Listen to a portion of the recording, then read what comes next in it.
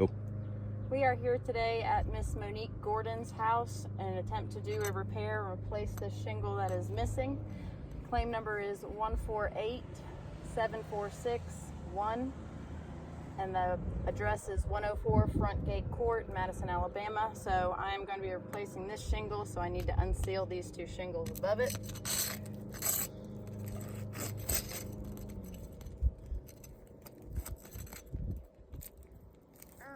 We are cemented.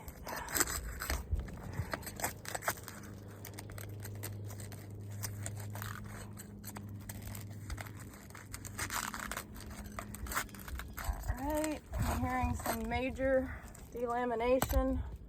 As you can see, the part of the shingle that is remaining after the one below it was ripped off is very tightly sealed.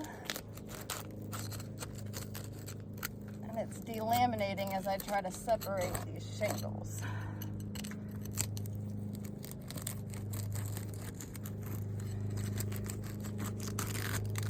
Yeah, no, it's just slicing through it. So we're gonna go up to the next one and loosen this one.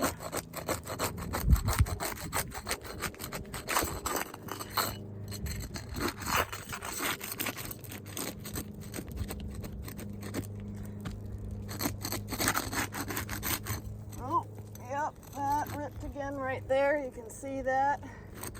The shingle is actually so worn down right here, there's not even like a paper thin layer before that. Ooh. Yeah, nope, that's completely delaminating. Oh, there we go again. All right.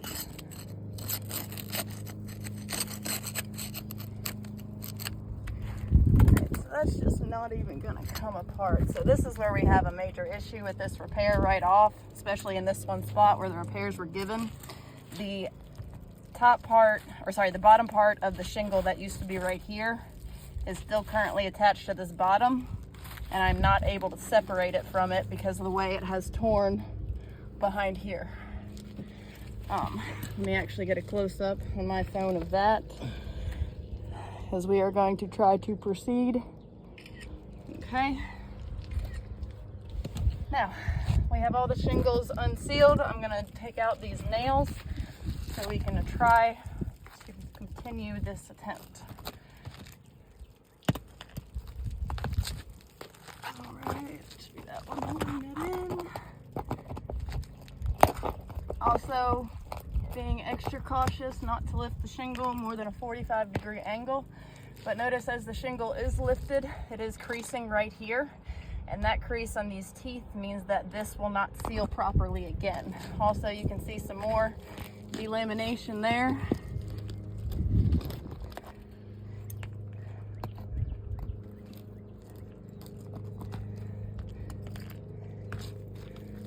All right, next one. I'm super popular today. Alright, and that should be the last one. See, this is what I was talking about. This shingle is still half left there, and it's hard to get this to unseal because of how thin this is. When it gets to this point, it's just ripping.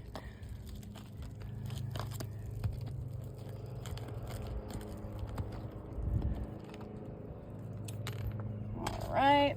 Go ahead and take this nail out as well. And then we're going to take these nails out.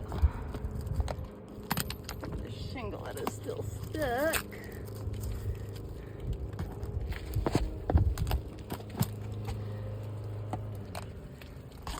Try to see if I can get this out the rest of the way, because it's going to prevent that shingle from ever being able to adhere to the top one.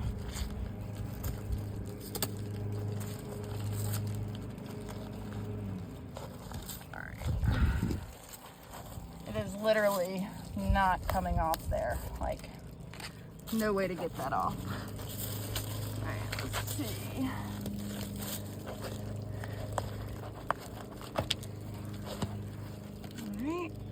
out these two nails.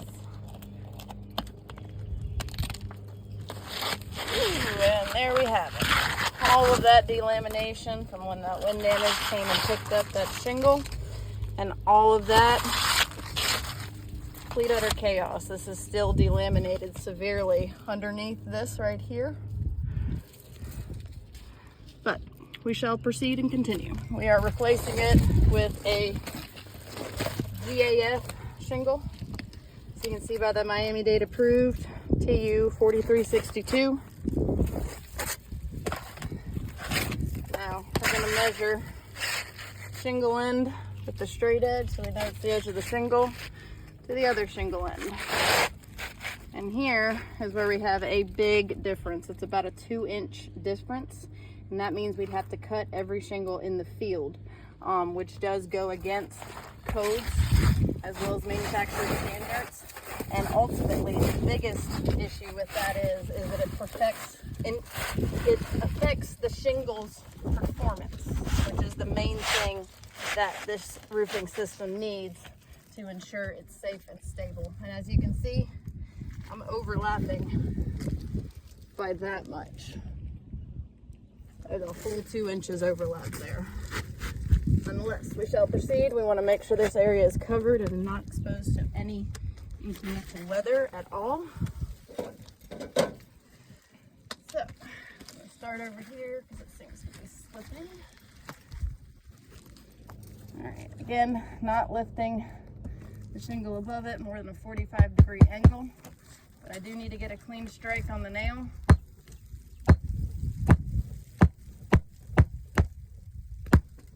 Alright.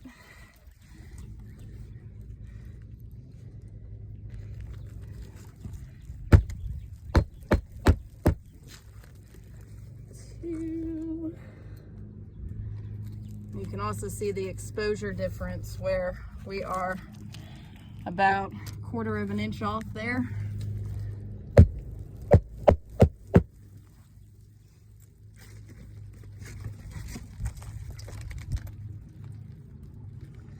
All right, and notice as I'm hammering these nails in, the vibration is causing granule loss.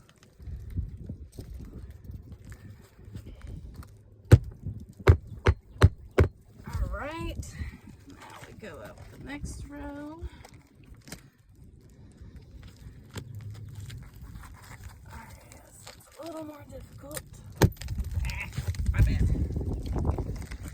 Magnets only work so well. Alright, there we go. I guess not. Okay. I'm gonna do this the old-fashioned way then. So much for technology. I like to try to use that magnet though because it allows me to get the nail securely in there with the least amount of lifting to the shingle as possible, because we are trying everything we can to not damage these surrounding shingles with this repair.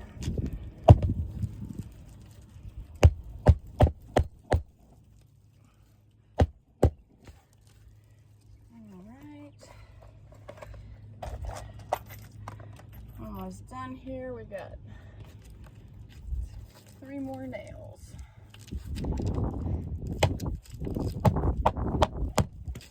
All right.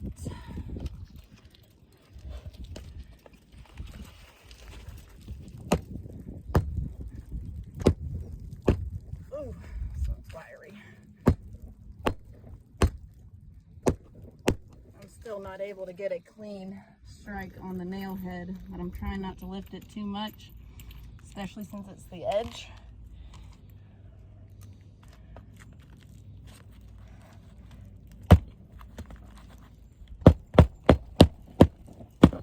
Alright, so now that the repair is complete, you see when I run my hand very lightly across this top, the granules coming off. Again, when we lifted it, again, no more than 45 degrees, you see this crease happening. That is going to delaminate these teeth, and so this shingle will not seal properly and it will fail. Performance will not be adequate to its standards. This one as well, you've got the widespread delamination happening everywhere. as well as when you run your hand across the top very lightly, you see those shingles falling off right where it creased. And again, we have the slight creasing of the teeth, which means this shingle has failed this repairability test. In order to indemnify this homeowner to pre-storm condition, a full roof replacement is needed.